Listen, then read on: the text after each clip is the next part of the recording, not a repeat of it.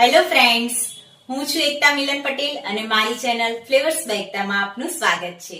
ઉનાળાની ગરમીમાં બોડીમાં ઠંડક આપે અને 12 મહિનાની કોઈ પણ સિઝન હોય, શરીર માટે ગુણકારી અને સર્વોત્તમ એવી છાશને વધારે ગુણકારી, ડાયજેશનમાં વધુ ઉપયોગી બને અને રેસ્ટોરન્ટ કરતાં પણ વધારે ટેસ્ટી લાગે એવા છાશના મસાલાના બધા જ ઇન્ગ્રીડિયન્ટ્સના પરફેક્ટ માપ સાથે આખું વર્ષ સ્ટોર કરીને રાખી શકીએ એવી રીતે છાશનો મસાલો બનાવીશું. આ મસાલાને તમે ચાટ, શરબત, જ્યુસ, ફ્રૂટ કે સલાડ પર સ્પ્રિંકલ કરીને પણ ખાઈ શકો છો. તો ચાલો મસાલો બનાવવાનું શરૂ કરીએ. તો છાશનો મસાલો બનાવવા માટે સૌપ્રથમ 250 ગ્રામ જીરુંને કઢાઈમાં એડ કરી સ્લો ગેસની ફ્લેમે શેકી લઈશું. અહીંયા ખાસ ધ્યાન રાખવાનું છે કે જીરું એકદમ સ્લો ગેસની ફ્લેમે શેકવાનું છે અને વધારે આકરું ના થઈ જાય એવું આપણે જીરુંને શેકી લઈશું. એમાં બિલકુલ બળેલા જીરાનો ટેસ્ટ ના આવવો જોઈએ એ રીતે સાચવીને આપણે જીરું શેકવાનું છે. તો તમે જોઈ શકો છો એ રીતે આવો જીરાનો કલર ચેન્જ થાય ત્યાં સુધી આપણે જીરું સ્લો ગેસની ફ્લેમે શેકી લઈશું. ઘણા લોકો સૂકા ધાણાને પણ મસાલામાં એડ કરતા હોય છે અને એને પણ શેકીને યુઝ કરતા હોય છે, પરંતુ આપણે અહીંયા લીલા ધાણા એટલે કે કોથમીરનો યુઝ કરવાના છે, એટલા માટે સૂકા ધાણાનો આપણે મસાલામાં યુઝ કરવાનો નથી. આમ પણ છાશના મસાલામાં સૂકા ધાણાનો યુઝ કરવાથી છાશના મસાલાનો ધાણા જીરા પાવડર જેવો ટેસ્ટ આવશે, તો એટલા માટે આપણે અહીંયા ઓનલી જીરું જ યુઝ કરીશું. તો અહીંયા આપણું 250 થી 300 ગ્રામ જેટલું જીરું શેકાઈને તૈયાર થઈ ગયું છે. હવે જીરું શેકેલું પેન જે ગરમ હોય એની અંદર જ આપણે 50 ગ્રામ જેટલું સંચળ એડ કરી દઈશું. સંચળ અને મીઠું બંને હાફ કરીને પણ તમે યુઝ કરી શકો છો, પરંતુ હેલ્થ માટે મીઠા કરતાં સંચળ વધારે સારું હોય છે, એટલા માટે હું ફક્ત એકલા સંચળનો જ યુઝ કરી રહી છું. અને સંચળની ક્વોન્ટિટી તમે તમારા ટેસ્ટ અકોર્ડિંગ વધારે કે ઓછી રાખી શકો છો. સંચળ કે મીઠાને સ્લાઇડ ગરમ કરીને યુઝ કરવાથી એમાં રહેલો ભેજનો પાર્ટ દૂર થઈ જશે અને 12 મહિના સુધી મસાલો બિલકુલ ખરાબ થશે નહીં. તો ફ્રેન્ડ્સ, હવે બીજા ઇન્ગ્રીડિયન્ટ્સને પણ આપણે જોઈ લઈએ. 100 ગ્રામ જેટલા મીઠા લીમડાના પાનને બરાબર પાણીથી ધોઈ, લૂછી, કોરા કરી અને તડકામાં સૂકવીને તૈયાર કરી લીધા છે.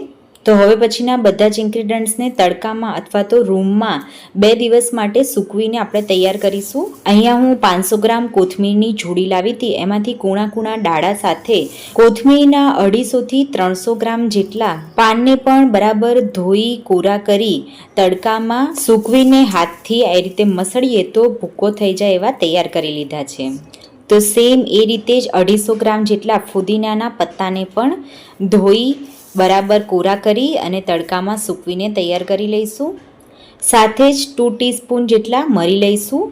તો અહીંયા ખાસ ધ્યાન રાખવાનું છે કે કોથમીર, લીમડો અને ફુદીનાને ગેસ પર શેકીને યુઝ કરવાનો નથી, બાકી એમાં રહેલા તત્વો બળી જશે, એટલા માટે ખાસ એને આ રીતે તડકામાં કે ઘરમાં સૂકવીને જ તૈયાર કરીશું. ગેસ પર શેકીને તૈયાર કરવાથી મસાલામાં બળેલા જેવો ટેસ્ટ પણ આવે છે. હવે એક બાઉલમાં કોથમીર, ફુદીનો, લીમડો, જીરું શેકેલું અને મરી એડ કરીને બધા ઇન્ગ્રીડિયન્ટ્સને એકવાર હાથથી બરાબર સારી રીતે મસળતા મિક્સ કરી લઈશું.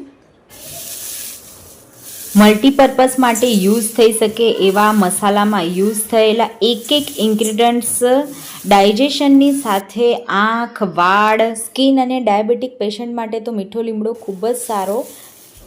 તો ઘણા બધા બેનિફિટ્સ સાથે આ મસાલો યુઝ થઈ શકે છે. તો હવે મિક્સર જારમાં ભેગા કરેલા બધા ઇન્ગ્રીડિયન્ટ્સને એડ કરતા જઈ અને ગ્રાઇન્ડ કરી દઈશું. એકદમ ઝીણું ગ્રાઇન્ડ કરીશું. દળાયેલા મસાલાને ચાળણીનો યુઝ કરી ચાળી લઈશું. ચાળણીમાં નીચે જે થોડું ઘણું મોટું રહી જાય એને ફરી એકવાર મિક્સર જારમાં એડ કરીને પણ તમે ચાળી શકો છો, અથવા તો એનો યુઝ શાકમાં પણ કરી શકો છો. હવે તમારા ટેસ્ટ અકોર્ડિંગ સંચળને આપણે એડ કરીને મસાલામાં ભેળવી લઈશું. તો આપણો 12 મહિનાનો ટેસ્ટી ચટપટો છાશનો મસાલો બનીને તૈયાર થઈ ગયો છે. આને તમે કોઈ પણ એરટાઇટ કન્ટેનરમાં ભરીને સ્ટોર કરીને રાખી શકો છો.